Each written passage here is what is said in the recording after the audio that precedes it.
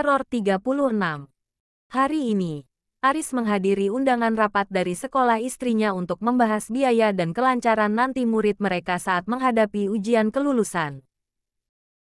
Acaranya tidak terlalu mewah, cukup mengundang wali murid mengajak musyawarah bersama di kelas. Saat acara belum mulai, Aris bersama bapak-bapak yang lain duduk di depan kelas yang nanti akan ditempati Dara ujian. Beberapa kali diajak mengobrol untuk mengurangi kebosanan menunggu kehadiran wali kelas yang belum jua memasuki kelas. Adiknya ya mas, yang sekolah di sini.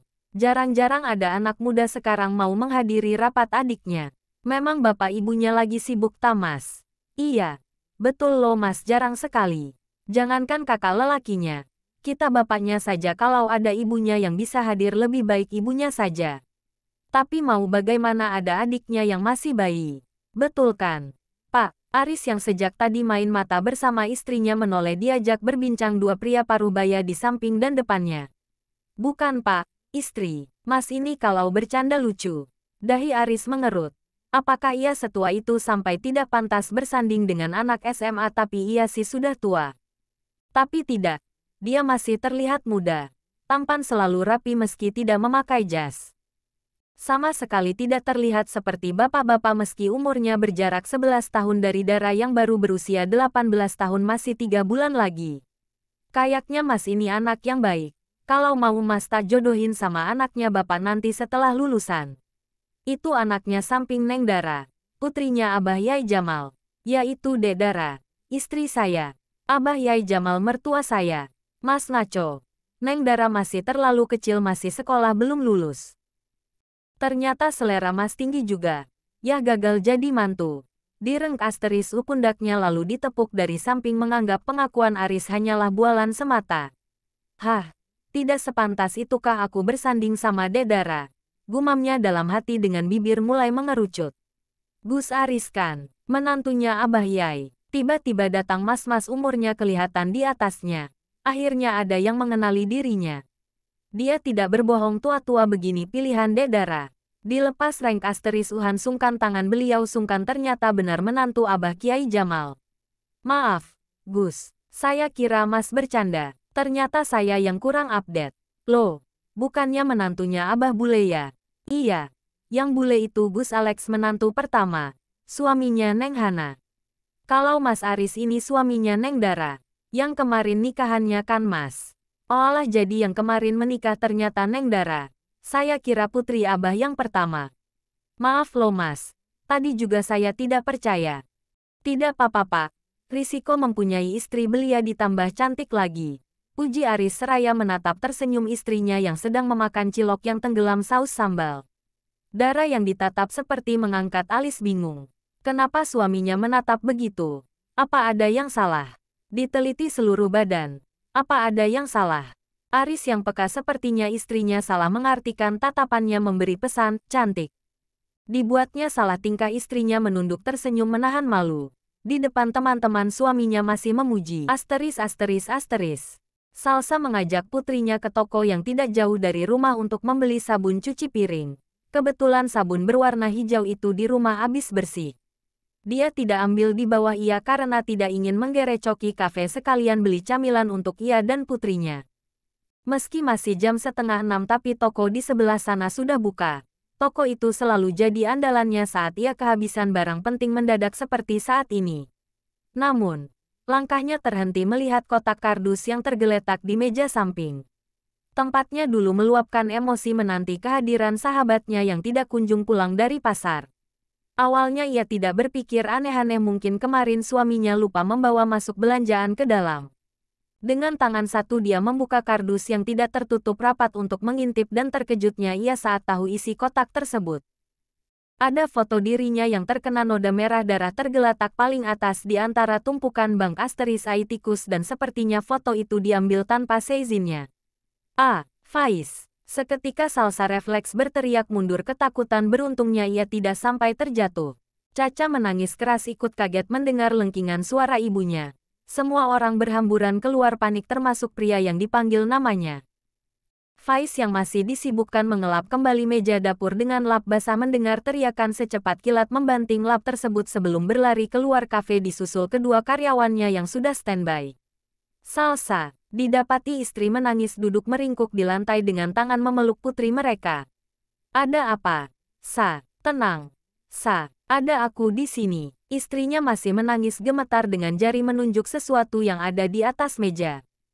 Ali paham langsung berjalan mendekat ke benda tersebut sedangkan Iin mengambil Caca dari gendongan ibunya. Astagfirullahaladzim. Bang. Faiz mendengar pekikan tangan kanannya mendongak lalu berdiri meninggalkan sementara sahabatnya yang masih ketakutan. Ada apa?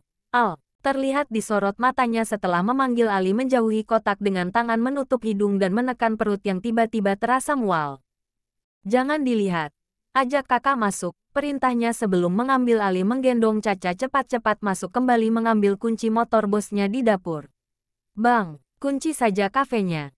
Telepon yang lain hari ini kafe libur. Faiz membawa barang menjijikkan tersebut untuk dibuang ke tempat sampah yang tidak jauh dari rumahnya. Sebelum kembali ke rumah diambil foto istri untuk dibakar beruntungnya ia selalu membawa korek di celemek yang terpasang di badan. Ada apa? Mas, sapa pemilik seblak langganannya yang kebetulan juga sedang membuang sampah. Ini bang, ada yang meletakkan bangkai tikus di depan ruko sama ini. Astagfirullahaladzim. Beliau menasihati agar Faiz lebih ekstra lagi menjaga semua keluarganya.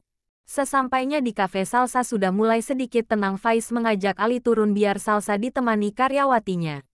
Tadi, saat datang belum ada benda itu sepertinya baru ditaruh. Ini bos, lihat, 5 menit setelah aku buang sampah. Ya, ini pria ini tadi aku melihatnya di gang sana. Faiz tidak mau mengambil risiko lebih jauh ia melaporkan teror tersebut dan memberitahu keluarga tentang apa yang barusan terjadi.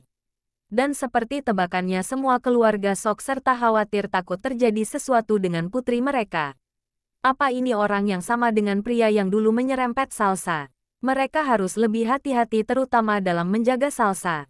Sepertinya sasaran utama pelaku putrinya tapi bisa menjadi kemungkinan keluarga lain. Siapa dalang di balik ini semua? Semuanya masih tanda tanya. Ada beberapa yang dicurigai tapi takut salah orang. Semoga polisi segera mendapatkan titik terang agar keluarganya kembali aman. Apa ibu ya? Pak, kalau mereka orang ya sama tidak mungkin mantan pegawainya Faiz. Kan tidak mungkin ia tahu kegiatan keluarga kita. Pendapat Fanya menarik semua mata ke arahnya. Kayaknya bukan. Kamu tahu kan dia bukan dari keluarga orang kaya. Dia dapat uang dari mana bayar orang buat mengawasi sedetail itu? Masa Rangga? Sepertinya ia anak orang kaya. Saat ini ganti Salsa yang berpendapat. Entah memang kecurigaannya condong ke pria itu atau hati sudah benar-benar dibuat kecewa setelah insiden mengambil fasilitas kafenya tanpa izin. Sesaat semua menunduk memikirkan dua pendapat dari wanita yang berbeda. Pendapat mana yang lebih mudah diterima akal? Tapi, kita tidak punya buktinya. Bahaya kalau kita melaporkan tanpa adanya bukti. Kita tunggu penyelidikan polisi. Untuk saat ini dua orang itu terdakwanya. Kita harus lebih hati-hati saling menjaga satu sama lain. Serobot suaminya ikut mengeluarkan unek-unek. Tapi, aku lebih cenderung ke ibu deh. Jelas-jelas ibu yang mengancam kalau pria itu buat apa. Tujuannya apa? Apa kurang puas merampok? Lagian Faiz tidak membalas apa-apa. Ia namanya orang syirik. Mbak. Yang penting kamu sekarang hati-hati. Sudah gak usah lagi deh keluar rumah. Biar Faiz saja atau siapalah. Alikah atau yang lain. Kakak lebih khawatir ke kamu. Kamu mau ya untuk sementara ini tinggal di rumah. Ada kakak yang jaga. Musuh ada di depan mata. Usul ipar perempuan Faiz. Tapi, Salsa gak bisa hidup tanpa Faiz. Apa kata dunia hidupku jauh dari suamiku?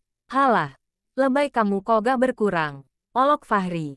Kayak sini Amerika saja. Oh, Mas Fahri saja yang kagak tahu. Ibarat nih ya 1 jam tidak bertemu serasa 1 abad tidak berjumpa. Faiz ke pasar sudah jadi fosil no. Tawa Fahri pecah berhasil akhirnya bisa mengalahkan istri adiknya itu. Muka Salsa langsung ditekuk menatap marah ipar gak lucu bercandanya. Ngeri amat. Saat ini ketiga keluarga berkumpul di rumah Paham di atas pinta Faiz untuk keselamatan keluarga kecilnya dan keluarganya yang lain. bisa jadi tersangka bukan cuma mengincar salsa. Tidak ada salahnya berjaga-jaga. Dedara, kalau di sekolahan jangan keluar ya. Di dalam sekolahan saja. Kalau butuh sesuatu di luar, kabari Mas. Mas usahakan langsung ke sana. Keluarga kita sedang tidak baik-baik saja. Dedara harus hati-hati saat tidak ada Mas. Weling Aris ke istrinya. Bu Fani dibantu ketiga putri beliau menyiapkan hidangan untuk mereka semua. Menu sederhana yang penting pantas untuk disajikan dengan porsi jumbo melihat jumlah perut yang harus dikasih makan.